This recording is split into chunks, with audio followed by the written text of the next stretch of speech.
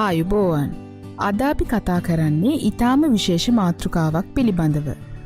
අපි හැමෝම අහලා තියෙනවා මොලේ නහර පුපුරලා ජීවිත අහිමි වෙච්ච අවස්ථා. ඇත්තටම මේ පිළිබඳව හොඳ දැනුවත් වීමක් තිබුණා නම් වෙන්න පුළුවන් හානිය අපිට අවම කරගන්න පුළුවන්. මොකද මොලයේ නහරයක් අවහිරයක් ඇති වූ පළමු පැය තුල අපට රෝගියව රෝහල්ගත කරගන්න පුළුවන් වුණොත් සිදුවෙන්න පුළුවන් හානිය අවම කරගන්න පුළුවන්.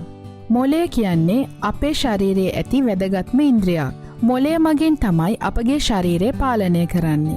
සරලවම කිව්වොත් ශරීරයේ අපි දැනුවත්ව හෝ නොදැනුවත්ව සිදු කරන සියලුම කෘත්‍යයන් පාලනය කරන්නේ මොලය මගින්.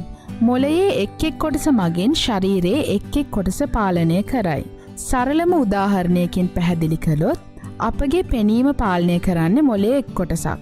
ගඳ සුවඳ දැනීම පාලනය කරන්නේ තවත් කොටසක්. දකුණු අතේ චලනය පාලනය කරන්නේ තවත් කොටසක්. වම් අතේ චලනය පාලනය කරන්නේ තවත් කොටසක්. අපගේ ශරීරයට මේසා විශාල සේවයක් ඉටු කරන මොලයට රුධිර සැපෙන්නේ ධමනි මගින්. මොලේ නහර බ්ලොක් වෙනවා. එහෙමත් නැත්නම් මොලේ නහර පුපුරනවා කියලා අපි අහලා තියෙනවා. ඒ විදිහට බ්ලොක් වෙන්නේ එහෙමත් නැත්නම් පුපුරන්නේ අපි අර කලින් කියපු මොලයට රුධිර සපයන ධමනි නාලයි.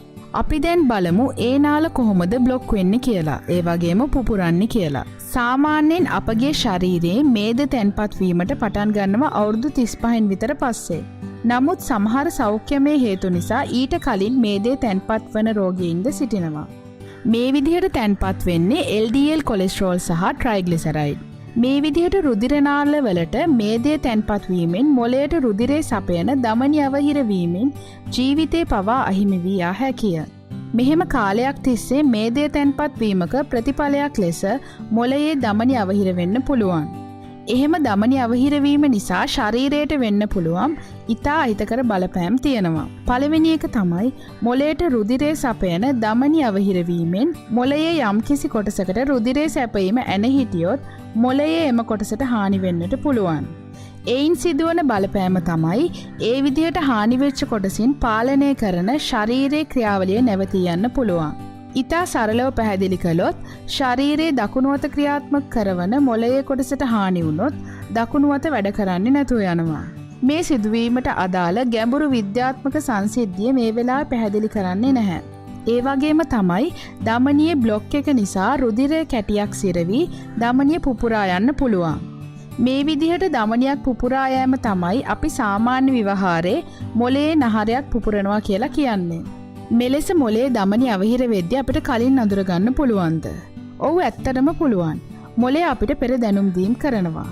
අපි ඒවා දැනගෙන හිටියොත් අපිට පුළුවන් ඒවා හඳුනගන්න.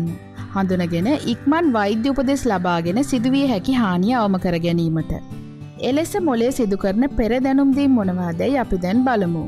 මොලයේ නහරයක අවහිරයක්, ඒ කියන්නේ බ්ලොක් එකක් ඇති වෙච්ච ගොඩක් රෝගීන්ගේ දක්නට ලැබුණු රෝග ලක්ෂණයක් තමා ඉතා අධික හිසේ කැක්කුමක්. බරපතල ආඝාතයකට එහෙමත් නැත්නම් ස්ට්‍රෝක් එකකට දින කීපයකට පෙර හිස රදය, හිස හිරිවැටීම හෝ බොහෝ රෝගීන්ගේ දක්නට ලැබුණු රෝග ලක්ෂණයක්. ඒ හින්දා කවුරු හරි කියනවා නම් කවදාවත් නැති විදිහට රිදෙන හිසේ කැක්කුමක් ඇති වෙනවා කියලා ඒ පිළිබඳව අවධානය යොමු කිරීම ඉතාම වැදගත්. මීට අමතරව සමහර අවස්ථාවල රෝගියාගේ ඇසේ කළු ඉංගිරියාව දෙපැත්තට ගමන් කරන අවස්ථාද ඇත. සරලවම පැහැදිලි කළොත් ක්ෂණිකව ඇස් දෙක වපර වෙනවා. කෙලින් යම් දෙයක් දිහා බලද්දී කළු ඉංගිරියාව දෙපැත්තට ගමන් කරනවා. ඒ වගේම තමයි තවත් සමහර රෝගීන්ගේ ඇස්වල ලේ පැල්ලම් මතුවෙනවා. බොහෝ විට එහෙම වෙන්නේ අභ්‍යන්තර ලේ ගැලීමක් ඇති වෙච්ච අවස්ථාවල. රෝගීන්ගේ පෙනීම නැති වී යනවා. නැත්නම් බොඳ වී පෙනෙනවා. සමහර රෝගීන්ගේ මූණ පැත්තට යනවා. කට පැත්තට යනවා. හදිසියේ ගොත වෙනවා. දිව පැටලෙනවා. හේතුවක් නැතුව ඇදගෙන වැටෙනවා. සිහිය නැතුව වගේම සිහිය ඇතුවත් ඇදගෙන වැටෙන්න පුළුවන්. අධික ලෙස දහඩිය පිට වෙනවා. නාසයෙන් ලේ ගැලීම් සිදුවන අවස්ථාත් දක්නට ලැබිලා තියෙනවා. මේ වගේ වෙනස්කම් තමයි අපිට බාහිරින් දැක ගන්න ලැබෙන්නේ. මේ රෝග ලක්ෂණ වෙන රෝග තත්ත්වවලදීත් පෙන්눔 කරන්න පුළුවන්. මෙලෙස මොළයේ ධමනිවල මේදේ තැන්පත් වීමට හේතු තියෙනවා. අධිරුධිර පීඩනය, කොලෙස්ටරෝල්, ජානගත රෝග, අයහපත් ආහාර රටාව, විශේෂයෙන්ම අධික මේදාහාර හා අධික ලුණු ආහාර පරිභෝජනය, අධික දුම්පානය, අධික මත්පැන් පානය මෙම තත්ත්වය ඇතිවීමට හේතු වෙනවා. මෙම තත්ත්වයන් ඇතිවීමට අවදානමක් ඇතිදැයි පරීක්ෂා කිරීමට වෛද්‍ය පරීක්ෂණ තියෙනවා. ලිපිඩ් ප්‍රොෆයිල්. ලිපිඩ් ප්‍රොෆයිල් එකක් මගින් අපට ශරීරයේ කොලෙස්ටරෝල් මට්ටම බලාගන්න පුළුවන්. මේ පරීක්ෂණ මාස 6කට සැරයක් කිරීම මගින් අපට පුළුවන් ශරීරයේ කොලෙස්ටරෝල් මට්ටම වැඩි නම් ඒ සඳහා වෛද්‍ය ප්‍රතිකාර ලබාගෙන ශරීරයේ කොලෙස්ටරෝල් මට්ටම පාලනය කරගෙන මෙලෙස නහරවල මේද තැන්පත් වීම වළක්වා ගන්න පුළුවන්. මීට අමතරව CT ස්කෑන් එකක් මගින්ද මෙම අවදානම හඳුනගන්න පුළුවන්. නිතර තදබල හිසේ කැක්කුම් ඇතිවන අවස්ථාවල හෝ වෙනයම් සැකසහිත අවස්ථාවල CT ස්කෑන් එකක් මගින් මොළයේ රුධිරනාලවල අවහිරයක් ඇද්දැයි පරීක්ෂා කරගත හැකිය. මෙම තත්ත්වයේදී රෝගියාට ප්‍රතිකාර ලෙස ඖෂධ එන්නත් ලෙස ලබා දේ. මීට අමතරව සැත්කම් කිරීමට සිදුවන අවස්ථාද දැකගත හැකිය. මේ විදිහට මොළයේ නහරවල මේදය තැන්පත් වීමේ අවදානමට ලක්වීම වළක්වා ගන්නේ කෙසේදැයි අපි දැන් බලමු. මොකද මේ තත්ත්වය ඇති වෙලා ඒකට ප්‍රතිකාර කරලා සුව කරගන්නවට වඩා පහසුයි වළක්වා ගන්න එක.